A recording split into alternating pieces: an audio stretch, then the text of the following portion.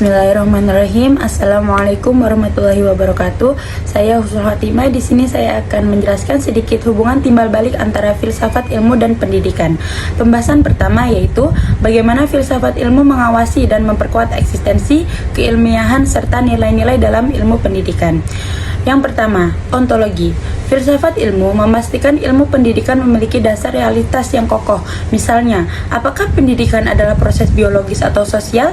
Ini mencegah pendidikan menjadi sekadar rutinitas tanpa makna eksistensial. Epistemologi mengawasi validitas metode penelitian pendidikan, seperti apakah eksperimen RCT lebih ilmiah daripada studi kualitatif naratif. Filsafat ilmu memperkuatnya dengan kriteria falsibility atau paradigma ilmiah, sehingga ilmu pendidikan tidak jatuh ke pseudoscience. Lalu yang ketiga, aksiologi menilai apakah pendidikan bersifat netral atau memiliki nilai. Misalnya, apakah inklusivitas merupakan suatu kewajiban secara etis? Ini memperkuat integritas moral, seperti menolak pendidikan yang bersifat diskriminatif. Dengan demikian, filsafat ilmu menjaga ilmu pendidikan tetap reflektif, adaptif, dan relevan, menghindari dogmatisme atau relevatisme ekstrem. Pembahasan kedua, bagaimana pendidikan yang bermakna dan bernilai turut memperkuat perkembangan filsafat ilmu. Pertama yaitu kontribusi empiris. Praktik pendidikan menghasilkan data nyata. Misalnya, efektivitas pembelajaran berbasis proyek dalam meningkatkan kreativitas siswa yang menjadi bahan refleksi ontologis atau epistemologis. Kedua, pengayaan nilai.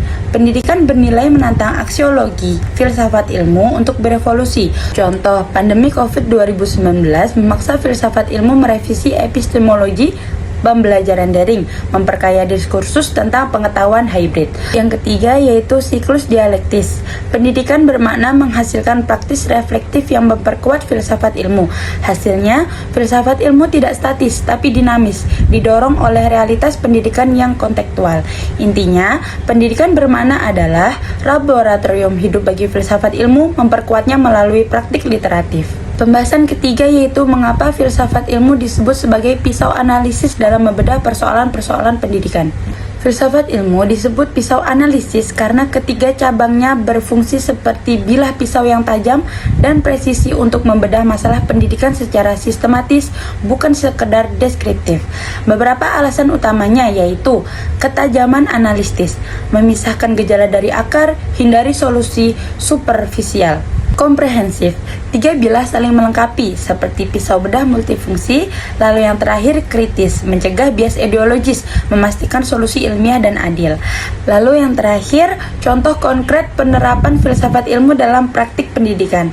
Salah satu contoh nyata di Indonesia dan global dengan analisis ontologi, epistemologi, aksiologi dalam proses pembelajaran, blended learning pasca COVID di sekolah Indonesia, penerapan filsafat ilmu ontologi, ruang belajar hybrid, fisik atau digital, penerapan filsafat ilmu epistemologi, validasi via analitik data, lalu penerapan filsafat ilmu aksiologi, aksesibilitas untuk daerah terpencil, hasil peningkatan kelulusan 15% di daerah 3T.